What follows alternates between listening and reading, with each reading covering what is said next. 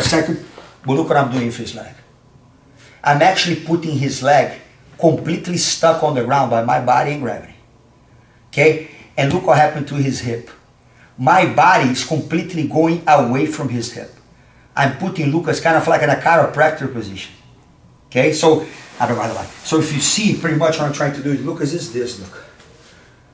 Okay? His body is completely flat on top, and I'm making him go that way. On yoga and a chiropractor, they like to do that to adjust the back.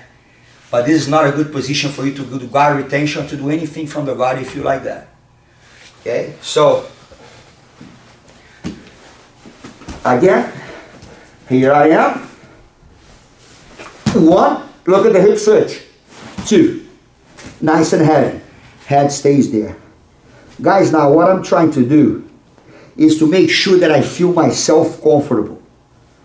Ask your partner to try to move you. Go ahead, look.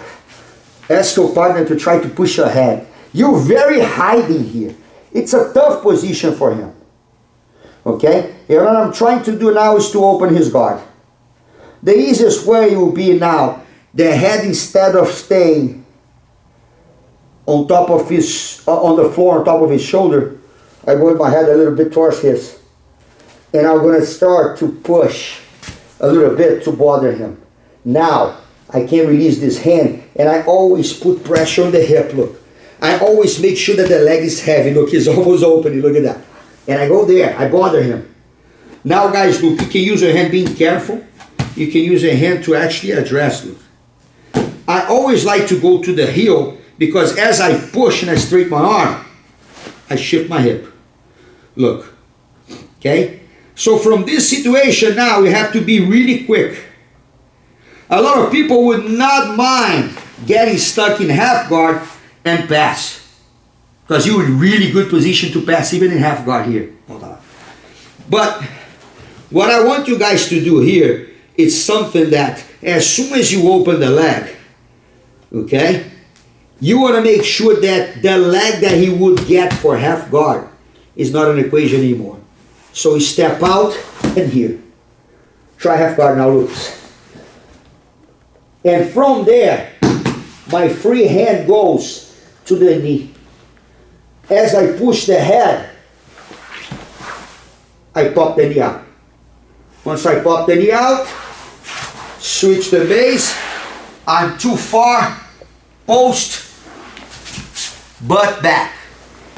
And then, finally, I finish the pass on the cross face. Okay? So one more time. Let's do a different angle. We did it this way. Let's do maybe the other way, like this. So they can see the hip switch this way. So when he don't let me have a decent control in there, here I am, he's opening, I go on my toes and I swallow the arm. Boom, here I am. Lift your butt, swallow the arm, head on top of the shoulder to prevent the attacks. Hop, hip switch. Ask the person to try to move. Make sure that you always step forward and bother the hook. Head stays on the side and I try to drive him up. Now stiff arm. Once you open, look, bring the foot close, boom, and then go here. This hand grabs on the inside of the knee. He will try half guard for sure. Drive, hop out. Switch the base to prevent. This is dangerous to be here. I want to talk a little bit about that.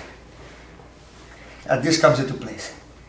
Okay, if he moves the hip out, sometimes he can, do this, or sometimes even dump me and get on top of me. Exactly. So this is just to guarantee that there's no half guard. And look guys, very important for you to post and move the butt back. Because once you move the butt back, when the head goes here, you lift the arm and look. And then you do all that switch, that even if he has this hand in there, it doesn't really matter, because he's not going to stop my pass. Okay. Alright guys, so I will show a variation of the hi-hat pummel pass when the person gives you a really hard time to open the guard. Okay, it's like, even if I put their hips out of alignment and I force, most people will actually give out. But a lot of people will actually insist on keeping the leg crossed, and that can cause me a little bit of trouble. What I can never rely is that I can never fall in the trap of getting my head